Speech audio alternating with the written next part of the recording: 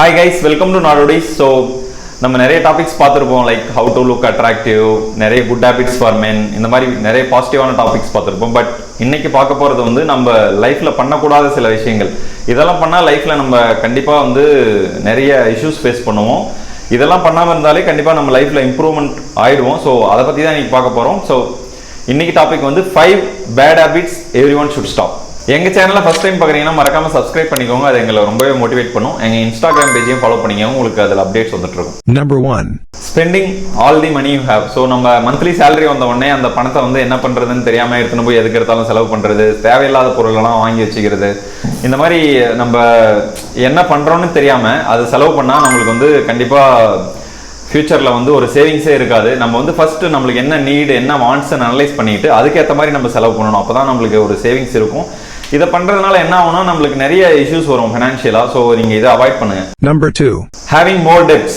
நம்ம முன்னாடி சொன்ன மாதிரி தான் ஸ்பெண்டிங் மோர் மணி. நம்ம நிறைய பணம் செலவு பண்ணால் என்ன ஆகும்னா எண்ட் ஆஃப் த டே போய் கடன் வாங்குற நிலைமைக்கு போயிடுவோம். ஸோ எதுக்கு எடுத்தாலும் செலவு பண்ணிட்டு அப்புறம் வந்து கடன் வாங்குறது என்ன ஆகும்னா நம்ம டோட்டலாக ஃபினான்ஷியலாக நம்மளை டவுன் பண்ணி விட்டுரும். நம்ம போய் வந்து ஒரு இன்ட்ரெஸ்ட் கடன் வாங்குவோம். அப்புறம் அது மந்த்லி நீங்கள் அதுக்கு இன்ட்ரெஸ்ட் கட்டணும், ப்ளஸ் நிறைய ப்ராப்ளத்தில் மாட்டிப்பீங்க. ஸோ கடன் வந்து it's a very worst idea. நீங்கள் கடன் வாங்குறது அதை வந்து கண்டிப்பாக நீங்கள் அவாய்ட் பண்ணணும். அதுக்கு தான் வந்து ப்ராப்பர் பிளானிங் வரணும். என்ன நீட் வேணும், என்ன வாண்ட்ஸ் வேணும், இது நம்மளுக்கு தேவையா இல்லையா.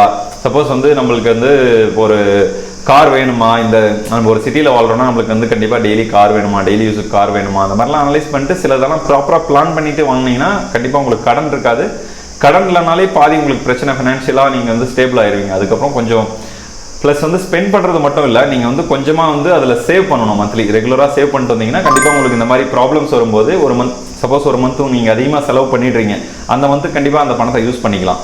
ஸோ கடன் வாங்குறத ஸ்டாப் பண்ணுங்கள், ப்ளஸ் அதிகமாக ஸ்பெண்ட் பண்ணுறதை நிறுத்துங்க. Number 3, avoiding stress. நம்ம வந்து இப்போது ரெகுலராக நம்ம லைஃப் வந்து இப்போது மிஷின் மாதிரி ஆகிடுச்சு. எல்லாரும் ஒரு வேலைக்கு போவோம், வருவோம், திருப்பியும் சாப்பிடுவோம், தூங்குவோம், திருப்பவும் வந்து வேலைக்கு போயிட்டுருப்போம். இந்த ரெகுலர் ரொட்டீனில் வந்து நிறைய பேருக்கு அந்த ஸ்ட்ரெஸ் லெவல் இன்க்ரீஸ் ஆகிடும். ஸ்ட்ரெஸ் லெவல் நம்மளை வந்துட்டு அஃபெக்ட் பண்ணாது, நம்ம ஃபேமிலியும் அஃபெக்ட் பண்ணும், நம்ம ப்ளஸ் நம்ம ஹெல்த்தையும் அஃபெக்ட் பண்ணும். ஸோ ஸ்ட்ரெஸ்ஸை முடிஞ்ச அளவுக்கு அவாய்ட் பண்ணுங்கள். நம்ம என்ன சொன்ன டாபிக் தான், நீங்கள் வந்து ஃபினான்ஷியலாக வந்து ப்ராப்ளம் இருந்தால் உங்களுக்கு ஆட்டோமேட்டிக்காக ஸ்ட்ரெஸ் அதிகமாகும். அதை கடனை கட்டணும், நிறைய ரெஸ்பான்சிபிலிட்டிஸ் வந்துடும். ஸோ ஃபினான்ஷியலாக நீங்கள் ஸ்டேபிளாக இருக்கணும். ப்ளஸ் வந்து உங்கள் ஒர்க் லைஃப் பேலன்ஸ் இருக்கணும். ஒர்க்லேயே மூழ்கிட்டு இருக்கக்கூடாது. அதே மாதிரி வந்து ரெகுலராக வந்து ஒரு மினிமம் ஒரு வாக்கிங்கோ ஜாகிங்கோ போய் எக்ஸசைஸ் பண்ணிங்கனாலும் உங்களுக்கு இந்த ஸ்ட்ரெஸ் லெவல் குறையும். ப்ளஸ் ஃப்ரீயாக இருக்கணும். எப்போ பார்த்தாலும் ஒர்க்கு, எப்போ பார்த்தாலும் டென்ஷனு, இந்த மாதிரி இருந்தீங்கன்னா கண்டிப்பாக அது வந்து கண்டிப்பாக ஒரு பேட் ஹேபிட். அதை நீங்கள் அவாய்ட் பண்ணுங்கள். Number 4, not sleeping properly. So எல்லாமே ரிலேட்டட் தான். நம்ம வந்து ஒரு கமிட்மெண்ட் அதிகமாகிட்டா நம்ம ப்ராப்பராக தூங்க மாட்டோம்.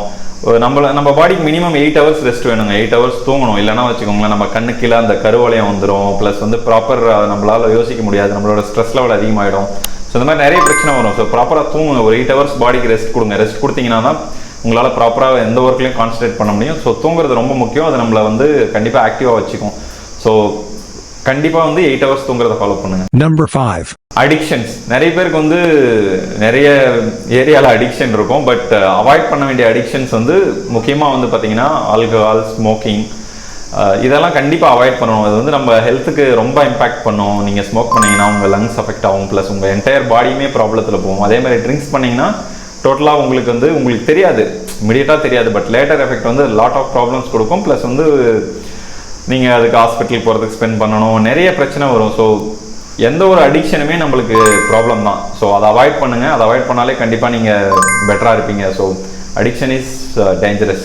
இந்த 5 பேட் ஹேபிட்ஸ் நீங்கள் அவாய்ட் பண்ணாலே கண்டிப்பாக நீங்கள் பெட்டராக வருவீங்க. இது நம்மளுக்கு தேவையில்லாத விஷயம். ஸோ இதை நீங்கள் இக்னோர் பண்ணுங்கள். கண்டிப்பாக அதுக்கான பெனிஃபிட்ஸ் உங்களுக்கு கிடைக்கும்.